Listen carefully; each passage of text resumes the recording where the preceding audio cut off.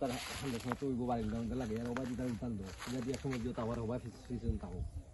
whole side লাগে whole side লাগে ইয়া দিলে গাছ কোন গাই বাড়ি লই মিলতা হয় ইনো কোন বাড়ি আন্দা দিলে পুরাটার গাছ কোন তো দিও লোকা লইছি ভিডিও আচ্ছা ও বলতে লইলে তাহলে ইয়াতে ও গড় কোন চাই দিব হয়